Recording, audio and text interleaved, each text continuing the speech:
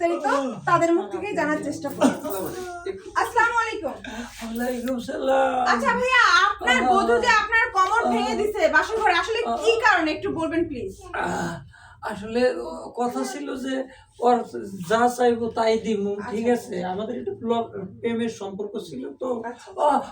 আমি আবার কাপড়ের ব্যবসা করতাম। ওর যখন যে কালারের কাপড় মন চাইতো নিত।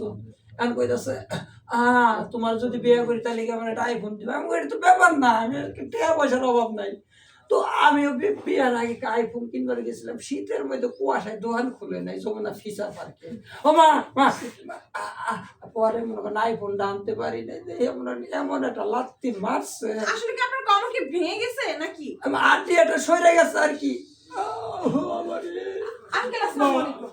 আঙ্কেল, আপনার ছেলের যে বাসর ঘরে কোমর ভেঙে গেল, এটার অনুভূতি আপনার একটু বলবেন প্লিজ? ছেলের কোমর ভেঙে গেছে, আপনি অনুভূতির কথা কোন? আমার কি অবস্থা হইতে পারে? এই ছেলে আমি কত স্বপ্ন দিছি, আর এই ছেলে আমার এক বাসর ঘরের মধ্যে কত কত কষেই বউ যে কোমরটা একটা ফোনের লেগে কোমর ভেঙে দিব। এই এই তোমার খানদান গোষ্ঠীকে কষে খানদান থেকে না রেসলিং খানদান থেকে আইছে? আপনারা তো ছোট লোক, আপনি পুরাই গেছে বাসরতে আমারে দিব আইফোন দেখো না। না করছি নাকি কালকে আইফোন তো বাদ দাও, কালকে আমি আইফোন দেখি নিব। এখন আপনার ছেলের যে কোমরটা ভেঙে দিল, এখন আপনি এখন কি করবেন? এই আমি আর কি করব? না, এই বউ কখন ঘরে রাখা যায়? সামান্য আইফোনের লেগে ফোকানির বাচ্চা কখন আইফোন চোখে দেখছিল? হ্যাঁ, আচ্ছা ঠিক আছে, বিয়ে করছে, দুই একদিন যাক দিবনি, সমস্যা কি? সময় কি চলে গেছে, দিতে পারবো না পরে?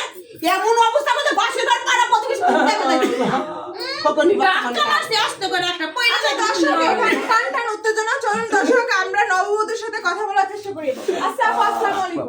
ওয়ালাইকুম সালাম। আচ্ছা, আপনি যে আপনার জামাই, আপনার নিজের জামাই বাসর ঘরে এইভাবে মানে কোমরটা ভেঙে দিলেন, এটা কি কাজ ঠিক করলেন?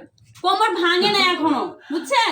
ওই সামান্য একটু পয়লা গেছে, খাটে ঠাস হয়ে ঢাকা মারছে, তাই ওকে বাদ দোষে পাও ভাঙছে আর কোমর ভাঙছে।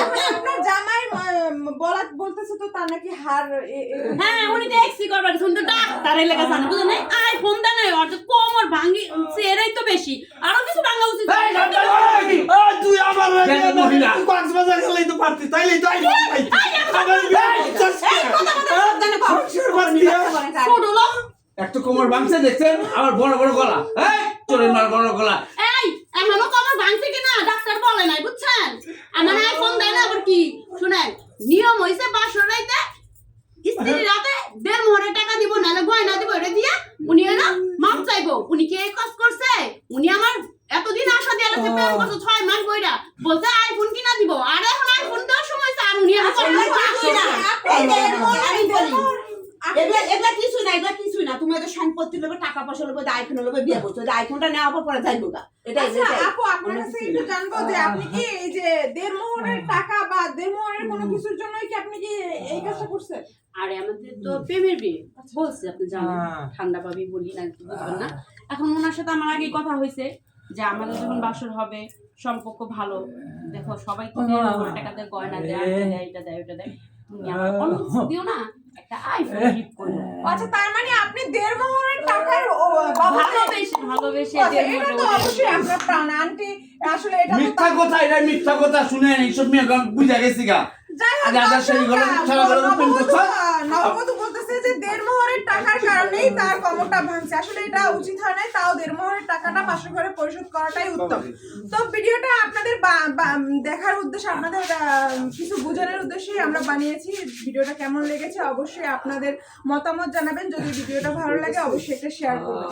তো আমি স্বাগত সুমি আবারও পরবর্তী একটা ভিডিও নিয়ে হাজির হব। ততক্ষণ ভালো থাকবেন, সুস্থ থাকবেন। আল্লাহ হাফেজ।